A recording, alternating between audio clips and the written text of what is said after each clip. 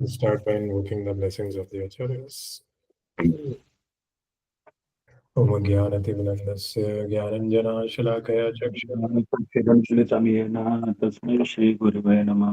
Shri Chaitanya Manobhishtam Sthapitam Yena Bhutale Swayam Rupa Kadamiyam Dadati Swapadantikam Vandeham Shri Guru Shri Yuta Padakamalam Shri Gurun Vaishnavamsya Shri Rupam Sagrajatam Saganara Granathan Vitam Tam Sajivam Sadvaitam Savadutam Parijana Sahitam Krishna Chaitanya Devam Shri Radha Krishna Padan Sagana Lalita Shri Vishakhan हे कृष्णा करुणा सिंधु दीनबंधु जगतपते गोपेश गोपिका Kanto Radha Kanto नमस्ते तप्त कांचन गौरांगी राधे वृंदावनेश्वरी ऋषिभानु सुते देवी प्रणमामि हरिप्रिय वाञ्छाकल्पतरुभ्यश्च कृपा सन्दुभ्यैव च पतितानां पावनेभ्यो वैष्णवेभ्यो नमो नमः।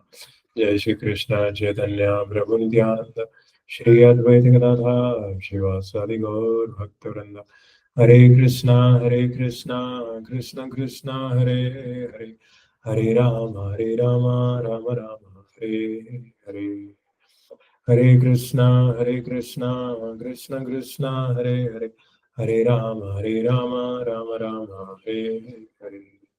One last time. Hare Krishna, Hare Krishna, Hare Krishna, Krishna Krishna, Hare Krishna Hare, Krishna Hare Hare Hare Hare Rama, Rama Hare Hare Rama Rama Rama Hare. Hare Hare.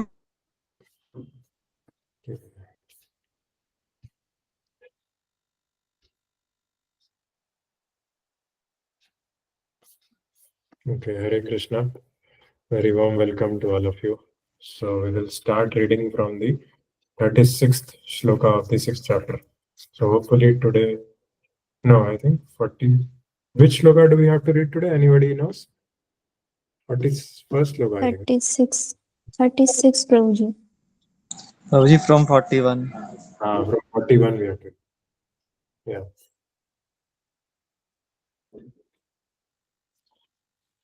So I can give a little summary if I need to.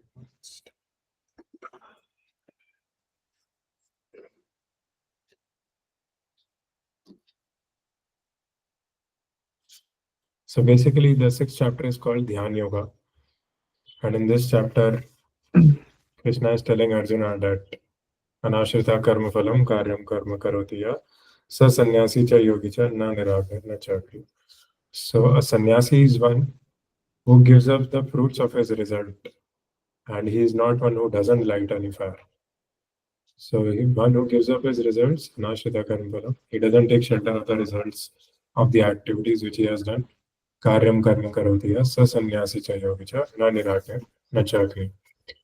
And then Krishna is telling about two levels of devotees, Yoga Ruda and Yoga Rurukshu. So Yoga Ruda is the initial neophyte devotee, and Yoga Rurukshu is a mature devotee. So then he explains about the Ashtanga Yoga process. He emphasizes on the importance of controlling the mind, like Chanchalam Vimana Krishna, Pramati Balvadrinam, right? So a mind, like if it is controlled, then it is the greatest friend, and if it is not controlled, then it can become the greatest enemy. So the mind is the energy of the Lord. The same mind can become the cause of our liberation, and it can become the cause of our bondage also, traveling to lower species. And then Krishna explains in detail about the Ashtanga Yoga process. And once Krishna is done, I explained the Ashtanga Yoga. Anybody remembers the 8 stages of Ashtanga Yoga? Yama, Niyama. Yeah, can speak. No need to raise hand.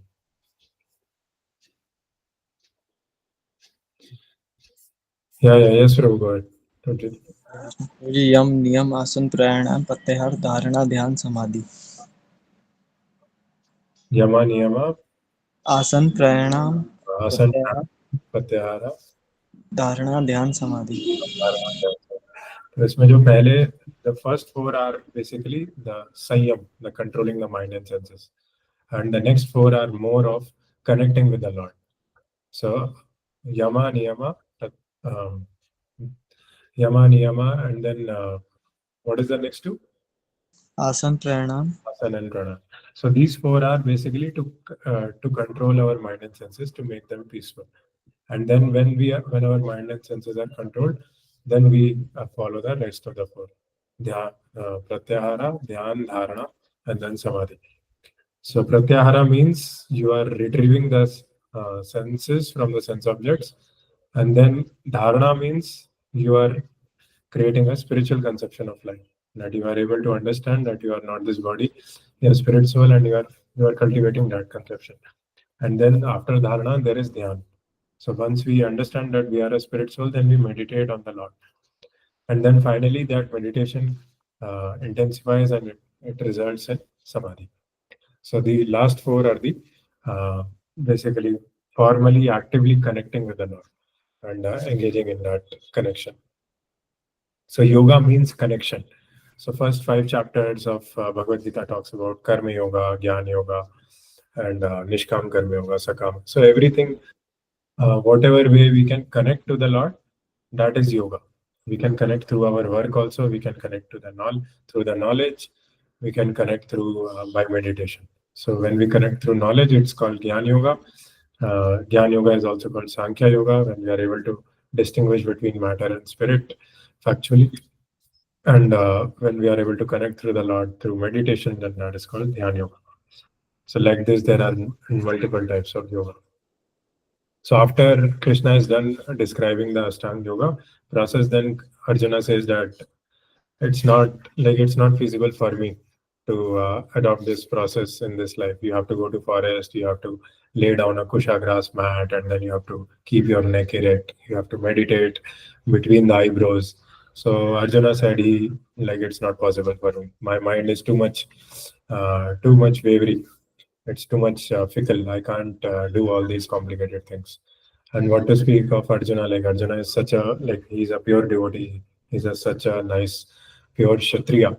What to speak of us Kali Yuga souls after 5,000 years? So Prabhupada says that even for us also that it's not practically feasible to do Ashtanga Yoga in this age. So the best yoga of this age is to do Sankirtan Yoga. You come together and you chant the holy names of Krishna, and that's the way you feel connection to Krishna, and immediately your mind gets purified, peaceful, and then you basically realize that you are not this body, you are spirit soul. So then Arjuna says ki I will it's too cumbersome for me, and my mind is too flickery. Then Krishna again says that you should practice detachment and renunciation to control your mind. And then Arjuna again asks this question that what is the destiny of a devotee who has not completed the process, who has left the process in between.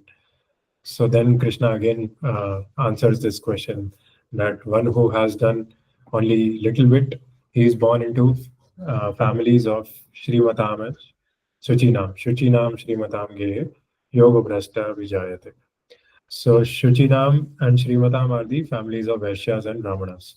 So those people who are born in families of good-to-do families, they don't have to really worry about money. Like all the material opulences is already arranged.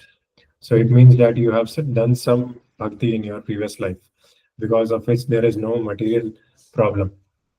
So everything has been taken care of. Only thing which we need to take care of is we have to engage our free will in serving Krishna. We have to engage our free will in increasing our devotion, in taking devotee association and doing the spiritual activities.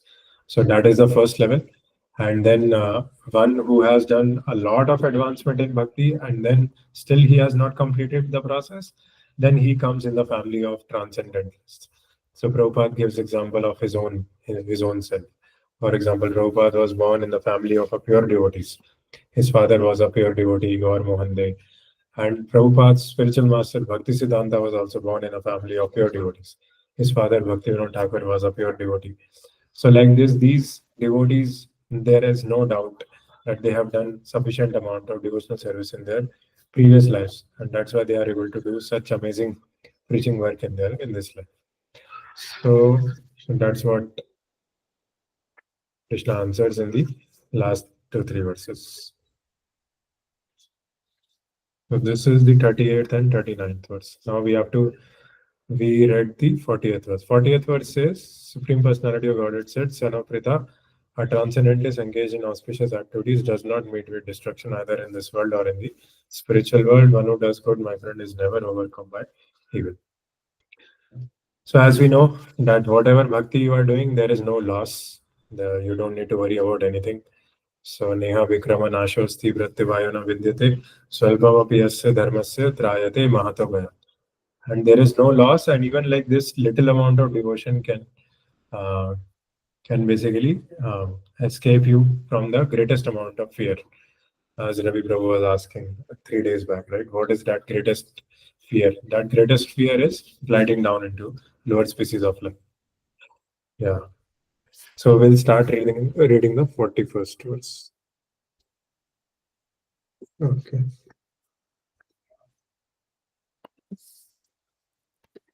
Any questions or any thoughts on till now?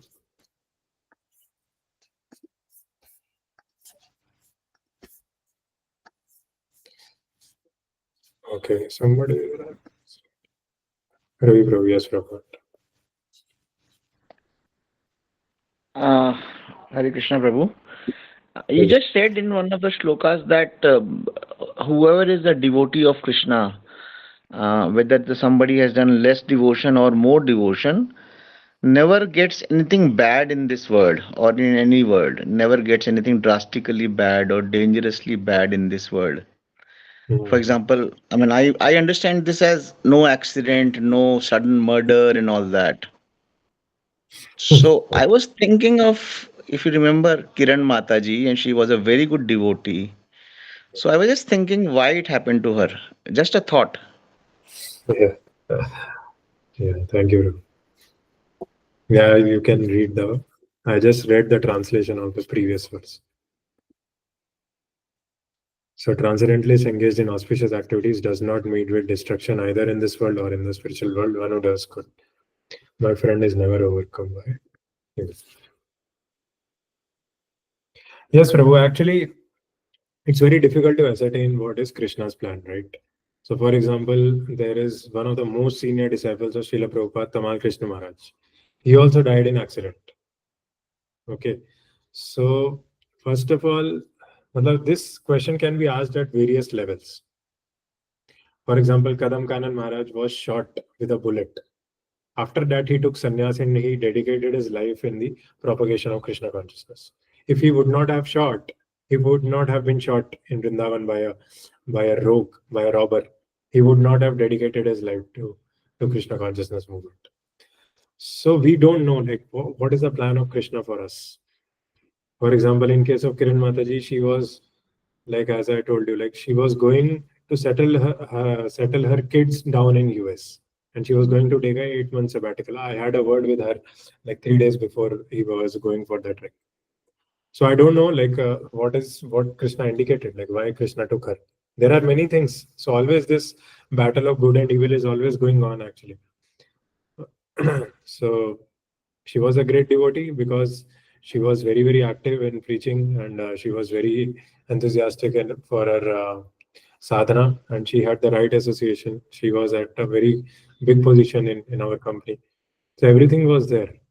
But maybe like Krishna had different plans. That she like Krishna didn't wanted to let her devotion down. That's why he took her, and he wanted to put her in a different service.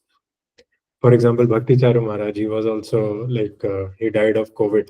He wanted to go to preach to US. So when he caught the flight from Bombay to US, he caught COVID, and then he died. So nobody knows like uh, what is Krishna's plan. Maybe like Krishna wanted them to preach somewhere else, which is because if your mind is always there that you want to preach the message, you are devising out strategies. So obviously, yam yam vapi swaran bhava Tyajati ante kalevaram. So if your mind is engaged in preaching, then basically you will go to that place. So Krishna must have called Bhakti Charu Maharaj at a place where preaching was really needed. Because in Kali Yuga, I don't know, there are multiple challenges in preaching the message also. So we don't know what is the plan of Krishna. But only thing is we have to have full faith that Avashya Rakshibe Krishna. Wherever he will take, he will arrange everything. He will arrange our service. He will arrange our maintenance. Everything Krishna will take care. Okay, bro. Okay, yeah, well said, Prabhu, because we never know the ultimate thing what is in store for us. So we take death or anything bad as something bad, but Krishna is beyond death and other things. He has longer plans. Yes, yes, exactly. Because Krishna knows what we have done in the past, what we are, what our vasanas are presently, and what our future looks like. Krishna knows. And that's why we should consult the spiritual master. Spiritual master also knows many things about us on the subtle platform, which we might not be able to know. That's why Prabhupada, when he looked through his disciples, many of his disciples said, Ki like Prabhupada, it looked like Prabhupada came to know everything about us, even those things which we ourselves did not know.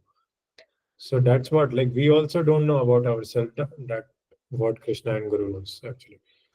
Yeah. Thank you, bro, for the Yeah, question. thank you, Prabhu. Thank you.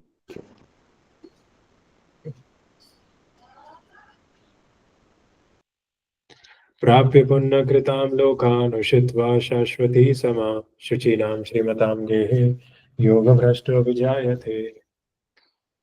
The unsuccessful yogi, after many, many years of enjoyment on the planets of the pious living entities, is born into a family of righteous people or into a family of rich aristocracy. So this is what I was telling, that this is the unsuccessful one who has done little bhakti, but considerable bhakti, which has, it means that his faith is good. Yeah. Purport. The unsuccessful yogis are divided into two classes. One is fallen after very little progress, and one is fallen after long practice of yoga. The yogi who falls after a short period of practice goes to the higher planets, where pious living entities are allowed to enter. After a prolonged life there, one is sent back again to this planet to take birth in the family of a righteous Brahmana, Vaishnava, or of aristocratic merchants. Yeah, so if you keep doing the pious activities, if you do some yajna, but you don't give up your sense gratification, then because of your pious credits, you will go to heavenly planets. But better is to take birth in the family of a Vaishnavas. Bhaktivinoda Thakur writes this in his song that make me make me a dog, make me an ant, but never leave me without association. Wherever you take me, give me association of Vaishnavas. So that is there. Like those children who are born in devotee families, these are not ordinary children. They are Vaikuntha children actually. So that's what Prabhupada says. The real purpose of yoga practice is to achieve the highest perfection of Krishna consciousness, as explained in the last verse of this chapter. But those who do not persevere to such an extent and who fail because of material allurements are allowed by the grace of the Lord to make full utilization of their material propensities. And after that, they are given opportunities to live prosperous lives in righteous or aristocratic families. Yeah. Those who are born in such families may take advantage of the facilities and try to elevate themselves to full Krishna consciousness. So we can see in the life of Indra also, like Indra is also a mixed devotee and he is always doing some mistakes. Sometimes he is hitting Hanuman, sometimes he is offending his spiritual master. And then again, like after each mistake, he is defeated by the demons. And because of the defeat, he has to approach Lord Brahma, and then Brahma chastises him. Then again, he is reinstated in his position of the as the king of demigods. So this cycle is continuing for Indra also, a great devotee who has so many pious credits, but he has many problems: pride problem, insecurity problem, those things. So ultimately, we have to continue. Yeah, we have to persevere to such an extent that we reach Krishna consciousness. I think Pragya Mataji was asking in Haridwar that Prabhuji, will we be able to go back to Godhead in this life or not? So this is the answer. We have to persevere to stay Krishna conscious. Yeah, and rest Krishna will show. And we have to take shelter of our spiritual master, Guru Padashraya, and then take guidance from him slowly, slowly. You have to be patient. Yeah. अथवा योगिनामेव कुले भवति धीमताम् एतद्धि दुर्लभतरं लोके जन्म यदि दृश्यम्. Or if unsuccessful After long practice of yoga, he takes his birth in a family of transcendentalists who are surely great in wisdom. Certainly, such a birth is rare in this world. So some question is there, or you want to read? We'll read the purport first. Ravi Prabhu, you want to read? Yes, Prabhu. Yeah. Birth, birth in a family of yogis or transcendentalists, those with great wisdom, is praised herein because the child born in such a family receives a spiritual impetus from the very beginning of his life. It is especially the case in the Acharya or Goswami families. Such families are very learned and devoted by tradition and training, and thus they become spiritual masters. In India, there are many such Acharya families, but they have now degenerated due to insufficient education and training. By the grace of the Lord, there are still families that foster transcendentalist generation after generation. It is certainly very fortunate to take birth in such families. Fortunately, both our spiritual master Om Vishnupad Shri Srimad Bhakti Siddhant Saraswati Goswami Maharaj and our humble self had the opportunity to take birth in such families by the grace of the Lord. And both of us are trained in devotional service of the Lord from the very beginning of our lives. Later on, we met by the order of the transcendentalist system. Hare Krishna. Very Krishna. Thank you, Prabhu. Yeah. In So, this, Prabhupada is saying that both of us were trained in the devotional service of the Lord from the very beginning. But when we were reading Leela Amrita, then Prabhupada was in medical business in Allahabad and Bombay and all that. So he also came into this thing probably in the middle age. I don't know. Was it mid age or something? no. We also read that when he was 5 years old, he was given a Ratha, Jagannath Ratha, and he was made to do Jagannath Rath Yatra he was doing. And he was also given the deities of Radha Govinda, he was worshipping them. So in the childhood only, these very strong sanskaras were given by his father to him. So although later in the life he had to go to material college, and then his spiritual activities which he learned from his father in first 10 years were a little bit, you can say, minimized. But whatever children do in first 5 years, that is very important actually. And that's what it was amazing for both of them. Yeah. Is it okay, bro? Am I audible?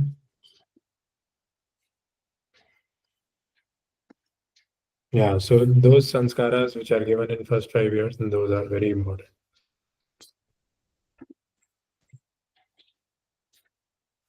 Yeah, internet is working or not working?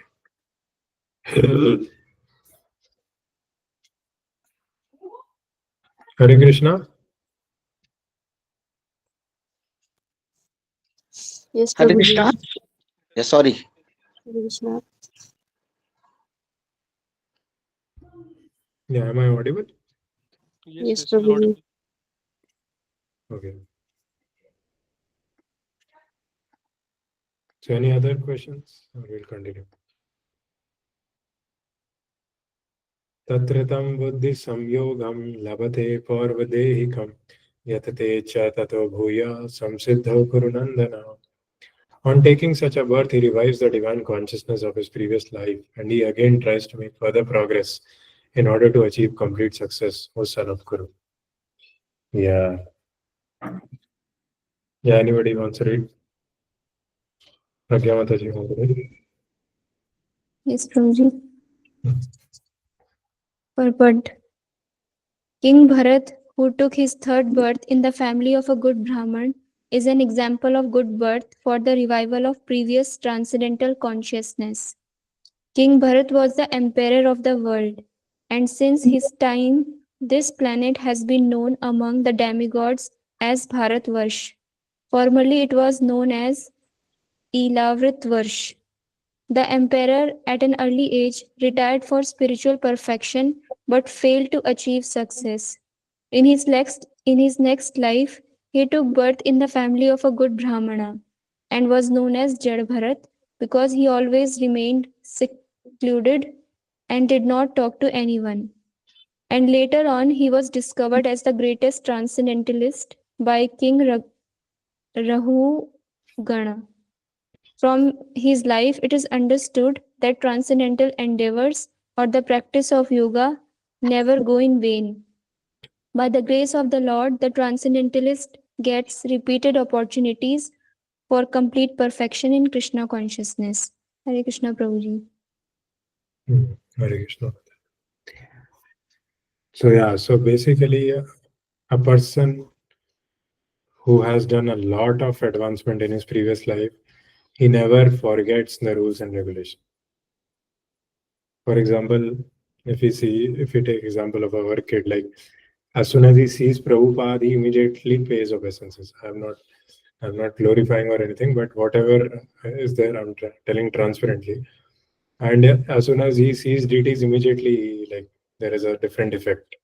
So these souls, they have done like this is obvious that they have done a lot of devotion in their previous lives, and we really have to take good care of them. Otherwise, we'll do an injustice actually to what Krishna has given them, to the gifts which Krishna has given us. And here Prabhupada is taking example of Bharat Maharaj. So Bharat Maharaj was, yeah. So Bharat Maharaj, he was turned into a deer because he got attached to a deer when he was dying. He was a king, but at the time of death, he got attached to the deer and he skipped his sadhana. So he fell down from Bhava Bhakti to like offending. So he took a deer body, but he never forgot the devotion which he had done in his previous life. So he was always staying near the Pula ashram. And after deer body, he took the birth in a Brahmana family, and he was known as Jad Bharat. And he always wanted to remain secluded, did not want to talk to anyone, so that he does not fall down in this birth at least. So like this, basically the devotion continues, whatever level of advancement we have made. Krishna will protect that devotion. Okay. पूर्वाभ्यासेन तेनेवा ह्रियते हि अवसोऽपि स जिज्ञासुरपि योगस्य शब्दब्रह्माति वर्तते. By virtue of the divine consciousness of his previous life, he automatically becomes attracted to the yogi principles, even without seeking them. Such an inquisitive transcendentalist stands always above the ritualistic principles of the scriptures. So these divine souls, they automatically know how to connect with the Lord. For example, if you do Om, they like that. Any mode of goodness activity they like. They like only mode of goodness food. They like scriptures, they want to touch the scriptures. They like deities. So all the like those who have done a lot of advancement, they are liking all the spiritual things. Yeah. That quote. Advanced yogis are not very much attracted to the rituals of the scriptures, but they automatically become attracted to the yoga principles, which can elevate them to complete Krishna consciousness, the highest yoga perfection. For example, the most important yoga principle is to go to bed early at night and then rise up early in the morning and do Mangalarti, do our japa here, discuss with devotees, and then automatically you will advance very, very fast. Your consciousness will elevate like anything. So this comes naturally to a devotee.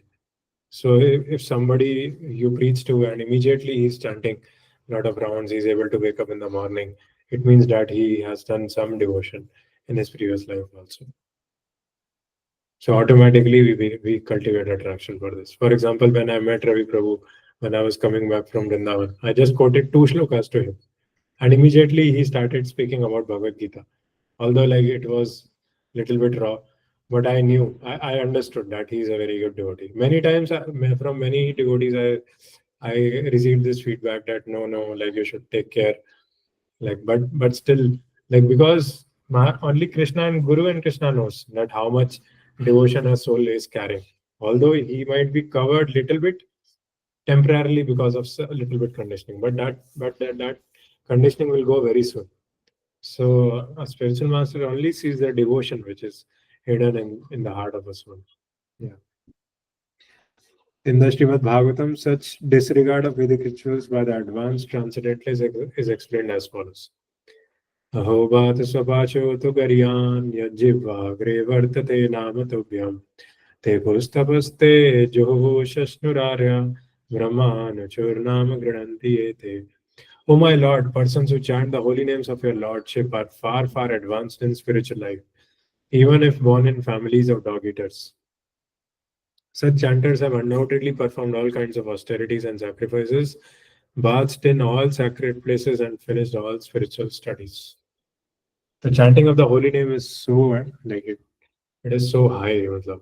It is beyond the austerities and sacrifices, and beyond the studies of scriptures, beyond visiting, taking bath in Ganges. Is the chanting of the holy name. Yeah. For example, in case of Ajamil, it said that he chanted holy name only once, Narayana, and immediately all the sins which he had committed in the past and all the sins which he is going to commit in the future were totally purified. The famous example of this was presented by Lord Chaitanya, who accepted Thakur Haridas as one of his most important disciples. Although Thakur Haridas happened to take his birth in a Muslim family, he was elevated to the post of Namacharya by Lord Chaitanya due to his rigidly attended principle of chanting 300,000 holy names of the Lord daily. Hare Krishna, Hare Krishna, Krishna Krishna, Hare Hare, Hare Ram, Hare Ram. Hare Ram, Ram Ram. And because he chanted the holy name of the Lord constantly, it is understood that in his previous life he must have passed through all the ritualistic methods of the Vedas, known as Shabda Brahma. Unless, therefore, one is purified, one cannot take to the principles of Krishna consciousness or become engaged in chanting the holy name of the Lord Hare Krishna. Yeah. So, for example, if we try to chant 192 rounds, we will fail. And I think some other heart attack or something will happen. We'll have to visit some psychiatrist or something if we try chanting 192 rounds. But we know that Haridas Thakur was chanting 192 rounds continuously without taking food or sleep. First, he used to finish his chanting and then he used to take food or he used to take rest. So that's why, like, Thakur Haridas is Brahma, right? Brahma himself.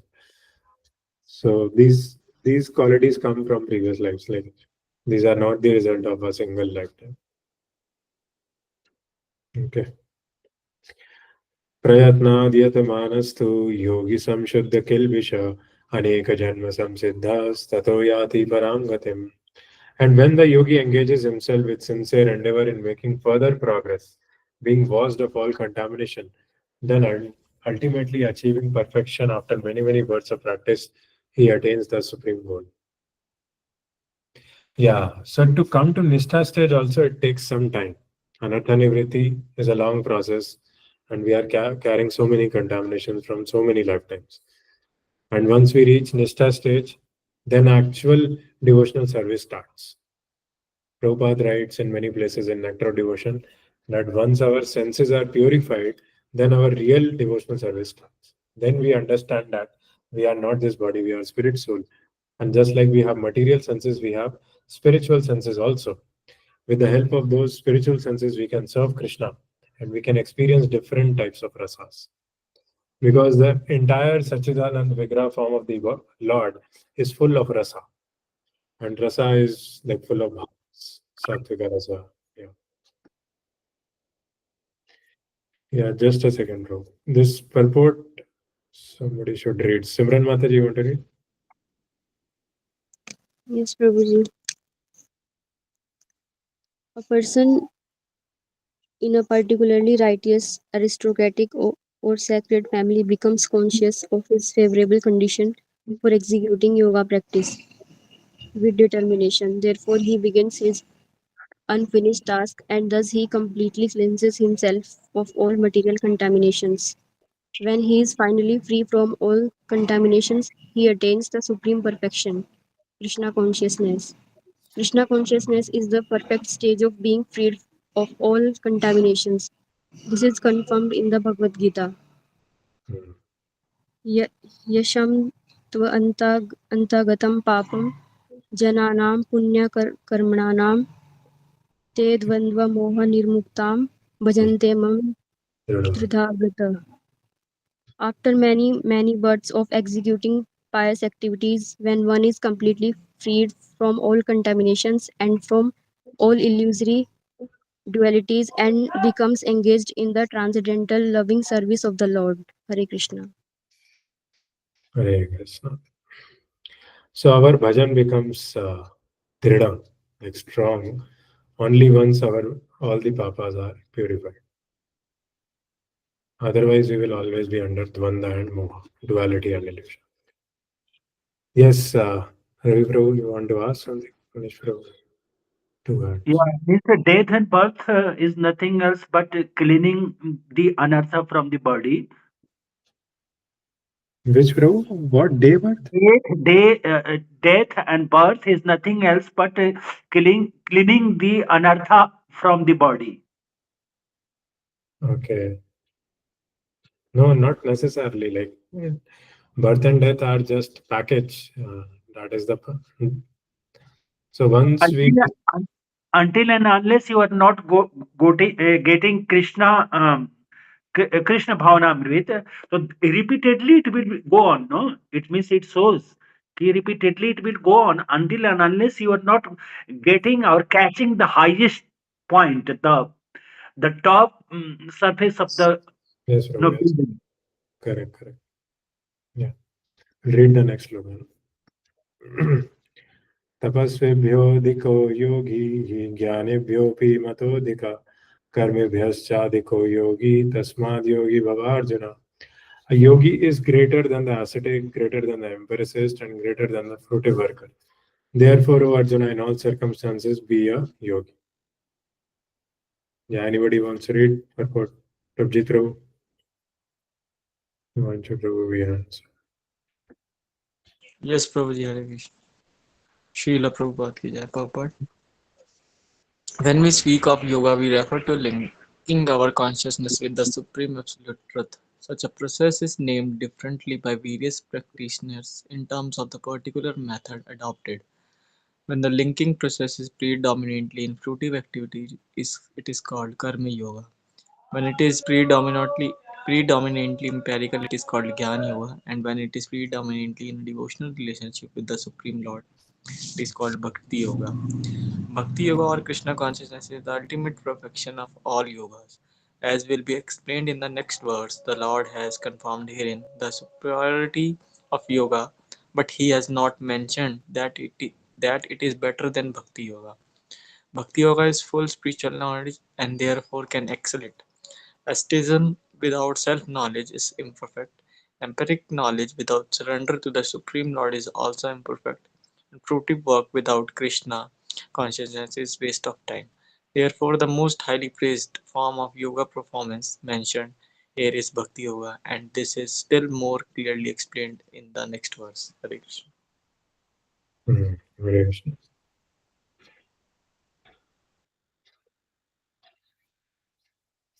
Yeah, so as I was explaining that yoga means connection, and there are various ways in which we can make that connection through our fruitive results, through devotion, or through empirical knowledge. One line is there, asceticism without self-knowledge is imperfect. So you can keep on doing austerities, but if you don't understand that you are a spirit soul, then that will remain imperfect. And that's why you need the mercy of spiritual master. Yeah, empiric knowledge without surrender to the Supreme Lord is also imperfect. So empirical knowledge means to differentiate between matter and spirit, but unless there is Krishna, there is no self-realization without God realization. And fruitive work without Krishna consciousness is a waste of time. So ultimately, we have to connect with Krishna every activity. Then only that activity will become meaningful. Yeah.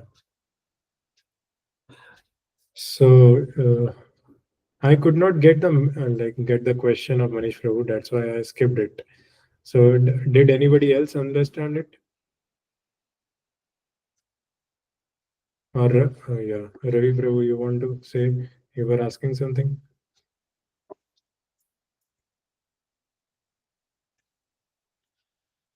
Okay, then I'll lower your hand.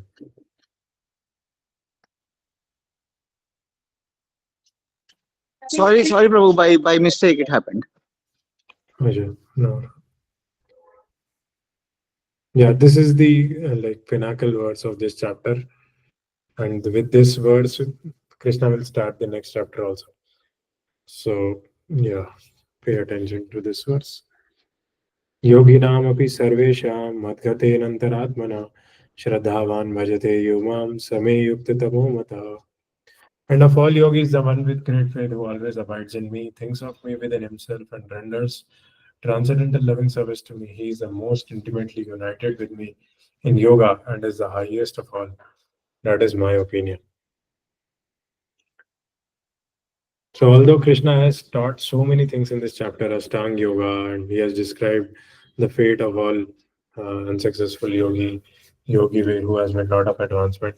But this is the culminating, concluding statement of this chapter, that a person who has great faith in Krishna, who always thinks of him, and he who renders transcendental loving service to Krishna, he is the most intimately united with Krishna through that relationship. And that yogi is the highest of all. That is Krishna's opinion. Okay. So, Himanshu Prabhu, you would like to read?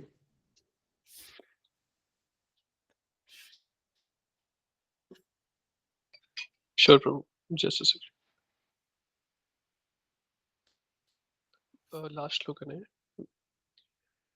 And of okay, the word bhajate is significant here. Bhajate has its root in the word verb bhaj, which is used when there is a need of service. The English word worship cannot be used in the same sense as bhaj. Worship means to adore or to show respect and honor to the worthy one. But service with love and faith is especially meant for the Supreme Personality of Godhead. One can avoid worshipping a respectable man or a demigod and may be called discourteous, but one cannot avoid serving the Supreme Lord without being thoroughly condemned. Every living entity is part and parcel of the Supreme Personality of Godhead, and thus every living entity is intended to serve the Supreme Lord by his own constitution. Failing to do this, he falls down. The Bhagavatam 11.5.3 confirms this as follows. Ya isam purusham sakshat atma prabhavam ishwaram na bhajanti avagyanati sthanat bharastha patante adha. Anyone who does not render service and neglects his duty unto the primeval Lord, who is the source of all living entities, will certainly fall down from his constitutional position. In this verse, the word Bhajanti is used. Therefore, Bhajanti is applicable to the Supreme Lord only, whereas the word worship can be applied to demigods or to any other common living entity. The word Avagyananti used in this verse of Srimad Bhagavatam is also found in Bhagavad Gita. Avagyananti Mama Mudha. Only the fools and rascals deride the Supreme Personality of Godhead, Lord Krishna. Such fools take it upon themselves to write commentaries on the Bhagavad Gita without an attitude of service to the Lord. Consequently, they cannot properly distinguish between the word bhajanti and the word worship. प्रभु ये सारा पढ़ना है क्या? नहीं pause करिए अभी pause करिए. Okay. Thank you for asking. हरे कृष्ण. काफी लंबा वर्ड है. तो बेसिकली इसमें यही लिखा है कि भज वर्ड का मीनिंग सिर्फ वर्शिपिंग ही नहीं है, but it also means serving, है ना. अगर आप ध्यान से भगवत गीता का इंट्रोडक्शन पढ़ेंगे तो उसमें प्रभुपाद लिखते हैं कि ultimately our dharma is to serve, just like sugar is sweet, salt is salty. Similarly, the dharma of a soul is to serve, and the best object of service is Krishna. If we don't serve Krishna, then by default we will have to serve Maya. So this you can read in the introduction. So that's what like Prabhupada is saying here, that we as part and parcel of Krishna, our eternal happiness is in serving Krishna. Then we become like a fish in the water. Fish in the water is very joyful. She's dancing here and there, enjoying the cool water, the association of his family members. So he's very joyful, very happy. So similarly, when a devotee, when he comes in the association of devotees and he serves Krishna, he does some service, For example, this is also service, reading Shastra. So then he becomes joyful. Yeah. So we can continue reading because this is important. Hina Mataji, you want to read? From here.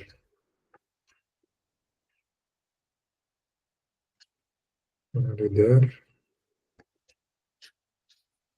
Or Sakshi Mataji, you want to read this paragraph?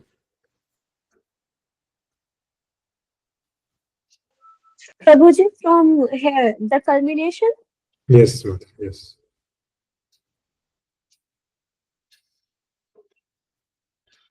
the culmination of all kinds of yoga practices lies in bhakti yoga. All other yogas are but means to come to the point of bhakti in bhakti yoga. Yoga actually means bhakti yoga. All other yogas are progressions towards the destination of bhakti yoga. From the beginning of karma yoga to the end of bhakti yoga is a long way to self-realization. Karma yoga without fruitive results is the beginning of this path. When karma yoga increases in knowledge and renunciation, the stage is called Gya- is it Jnana Yoga? Yes, yes. Jnana Yoga. Jnana Yoga.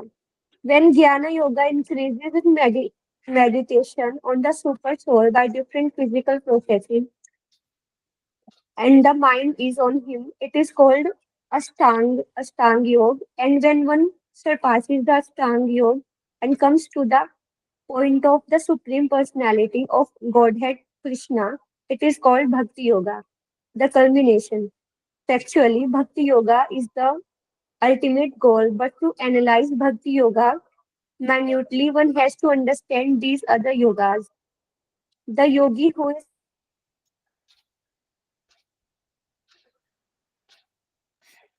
Yoga.